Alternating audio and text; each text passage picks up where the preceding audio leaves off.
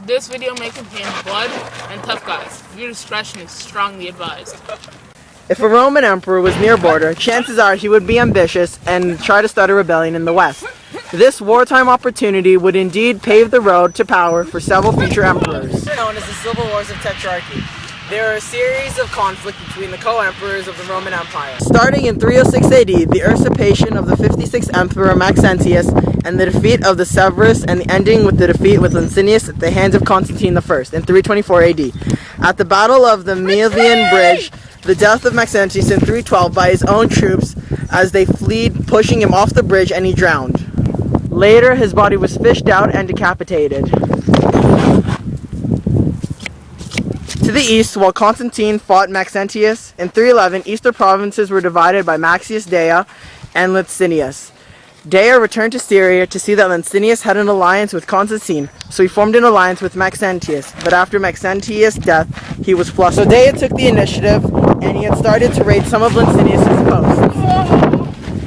Over time, his success became inferior, and soon he was fleeing from Licinius until his death in 313.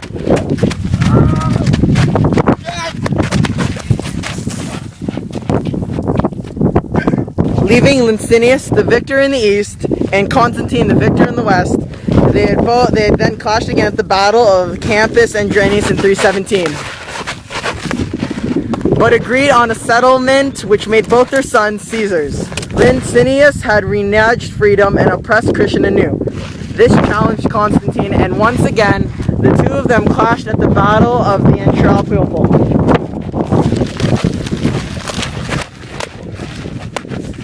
But Constantine's victory continued until the last battle of Siophysus in September 324. As Licinius surrendered, he was promised spared lives, but found plotting against Constantine and was hanged, making Constantine the sole emperor of the Roman Empire. Go. Go. Stop. How does this connect with Hunger Games? We have the Roman Empire, which had 4 emperors that all went against each other, and that left only one winner, Constantine I. As for the Hunger Games, there were 13 districts and one capital. The 13 districts rebelled against them, and yet the capital destroyed one district to show its power. Overall, this shows how there is one leader and how much power and what he does just to make a point. Panem and the Roman Empire both had bloody ways of entertainment. Panem had the Hunger Games, where 24 people are thrown into an arena and forced to fight each other to the death. The Roman Empire had gladiator games, where slaves are thrown into an arena to fight other people or even animals. For Hunger Games, that was Panem's main sport. It was considered their entertainment and tradition. The Hunger Games all started because of rebellion from the district. These entertainments took place in amphitheaters. In amphitheaters, the shows took place in arenas, which is Latin for sand, because sand soaks up blood. The 4 types of gladiators were Mirmillo, Rhetorius, Samnite, and Thracian. Most gladiators are condemned criminals, slaves, prisoners of war, and volunteering for freedom. Human sacrifice also links between both Panem and the Roman Empire, because in Panem the Hunger Games were made to prove the capital's dominance over the districts, and as for the Roman Empire, self-sacrifice was a way to oppose the gods. The rich had much better training.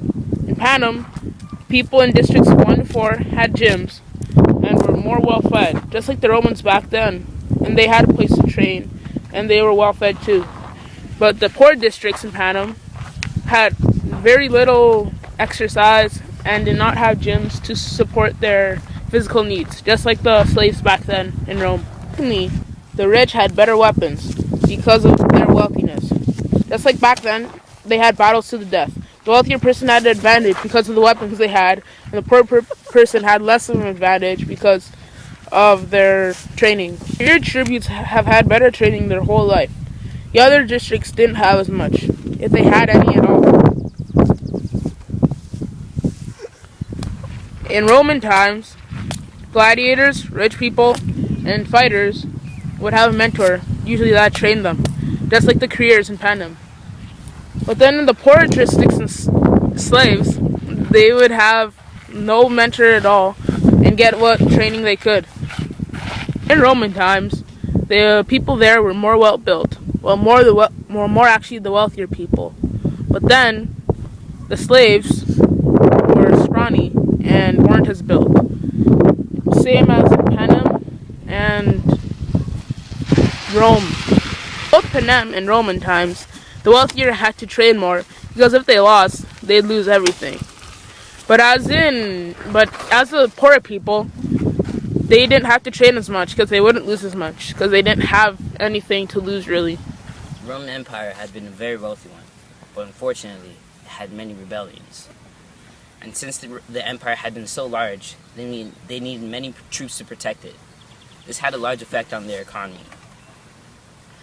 And there's much less food around for people to buy. This resulted in even more rebellions and even more troops being recruited, making the economy much worse. Of course, the rich had not been affected by this, and they only pampered themselves even more and lived their luxury lives, even during these times. Today Rome is good. You have such large amounts of money, such a large amount of the world is not control. Best of all, our army is so large.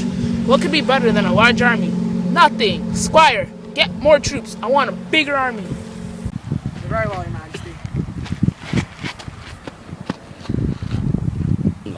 With the troops. Man, what the heck? I can't even do this. Even though we have so many men, what's the point if we don't have too much food? We'll need food or else we're going to be cut to pieces once we're hungry. You're totally right. I miss those days when we could have 5 apples instead of 1. Yeah, I'm mad!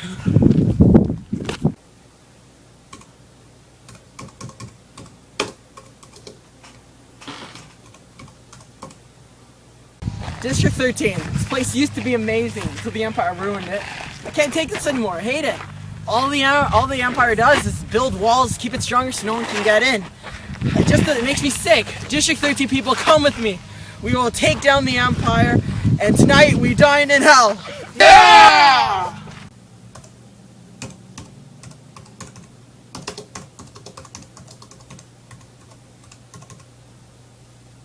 The fools, let them come. Show them no mercy. District 13 will either be pulled in line or terminated. Very well.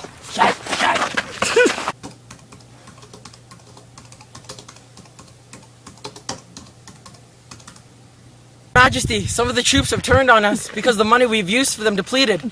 So they have not too much food. They're pretty angry. Ha! More troops? Send more!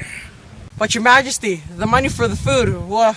The rich people in this case will be the inhabitants of the capital. Do the same thing as the rich Romans did. And the people who had rebelled would be District 13. Panem's leaders had spent a lot of money on their protective forces, and they had even built a wall. The Panem Roman Empire had other flaws and similarities. Flaws, though, as you might have seen through the other videos. Send more! Very well. With the troops. Attack! The Emperor will give us what we want!